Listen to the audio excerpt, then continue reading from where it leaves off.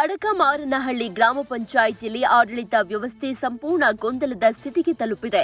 ಸಮಯ ಬೆಳಗ್ಗೆ 11 ಗಂಟೆ ದಾಟಿದ್ರೂ ಪಂಚಾಯಿತಿಗೆ ಹಾಜರಾಗಬೇಕಾದ ಪಿಡಿಒ ಅವರು ನಾಪತ್ತೆಯಾಗಿದ್ದಾರೆ. ಪಂಚಾಯಿತಿಗೆ ಕೆಲಸದ ನಿಮಿತ್ತ ಬಂದ ಸಾರ್ವಜನಿಕರು ಗಂಟೆಗಟ್ಟಲೆ ಕಾಯ್ತಾ ಇದ್ರೂ ಪಿಡಿಒ ಅವರ ಸುಳಿವು ಸಿಗದೆ ಸದ್ಯ ಇದೀಗ ಆಕ್ರೋಶವನ್ನ ವ್ಯಕ್ತಪಡಿಸುತ್ತಿದ್ದಾರೆ ಗ್ರಾಮಸ್ಥರು. ಈ ವಿಚಾರವಾಗಿ ಕಾರ್ಯನಿರ್ವಾಹಕ ಅಧಿಕಾರಿ ಇಒ ಸಾಹೇಬ್ರಿಗೆ ಫೋನ್ ಮಾಡಿ ಮಾಹಿತಿ ಕೇಳಿದಾಗ ಇಂದು ಯಾವುದೇ ಮೀಟಿಂಗ್ ಇಲ್ಲ ಅಂತ ಸ್ಪಷ್ಟ ಉತ್ತರವನ್ನ ನೀಡಿದ್ದಾರೆ.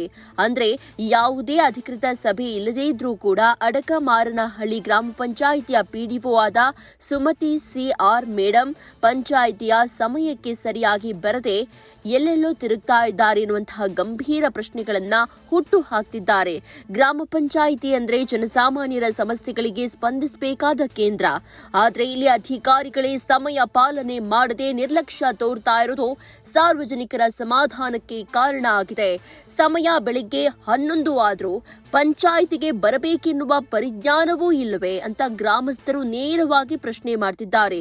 ಈ ಕುರಿತಂತೆ ಇಒ ಅವರೊಂದಿಗೆ ನಡೆದ ಫೋನ್ ಸಂಭಾಷಣೆಯ ಕಾಲ್ ರೆಕಾರ್ಡ್ ನಮ್ಮ ಬಳಿ ಲಭ್ಯವಿದ್ದು ಯಾವುದೇ ಮೀಟಿಂಗ್ ಇಲ್ಲ ಎಂಬುದನ್ನ ಇಒ ಸ್ಪಷ್ಟಪಡಿಸಿದ್ದಾರೆ. ಇಷ್ಟೆಲ್ಲ ಆದ್ಮೇಲೆ ನಮ್ಮ ಟೈಮ್ 9 ನ್ಯೂಸ್ ವಾಹಿನಿ ಅಲ್ಲೇ ಇದ್ದು ಪಿಡಿಒ ಬರುವವರೆಗೂ ಕೂಡ ಕಾದ್ರೂ ಆಕೆಯ ಸುಳಿವೇ ಸಿಕ್ಕಿರಲಿಲ್ಲ.